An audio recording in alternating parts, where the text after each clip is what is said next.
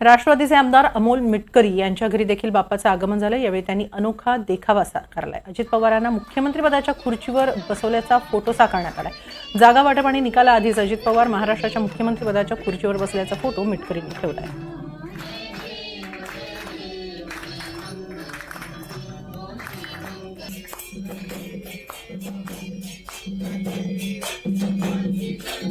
राष्ट्रवादी काँग्रेस पार्टीचे आमदार अमोल मिटकरी यांच्या घरी आज गणरायांचे आगमन झाले आहे आणि याच ठिकाणी आज मुख्यमंत्री अजितदादा व्हावे असं आमदार अमोल मिटकरी यांनी एक गणरायाला साकडं घातलं आहे।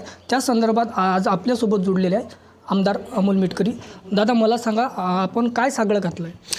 नाही, साकडं हेच घातलं की महाराष्ट्राचं आगामी नेतृत्व अजितदादांनी करावं। त्याचं कारण असं 10व्यांदा अजितदादांनी अर्थमंत्री म्हणून राज्याचा अर्थसंकल्प मांडलेला आहे आणि अर्थसंकल्प मांडत असताना सामान्य जनतेला डोळ्यासमोर ठेवलं। म्हणजे या योजनेमध्ये तुम्ही बघितलं असेल, पिंक ई रिक्षा योजना, त्याच्यानंतर तुमच्या वर्षाला 3 सिलेंडरची अन्नपूर्णा योजना, त्याच्यानंतर महिला स्टार्टअप योजना, लखपती दीदी योजना, शेतकऱ्यांना 44 शेतकऱ्यांना मोफत वीज बिल योजना, त्याचप्रमाणे वारकरी संप्रदायाचा प्रस्ताव युनेस्कोकडे पाठवणं, 20,000 रुपयाप्रमाणे प्रत्येक दिंडीनं मानधन देणं, मुलींना मोफत शिक्षण, लाडकी लेक योजना आणि महाराष्ट्रात प्रसिद्ध झालेली मुख्यमंत्री लाडकी बहीण योजना, इतक्या सुंदर योजना आणल्यानंतर आज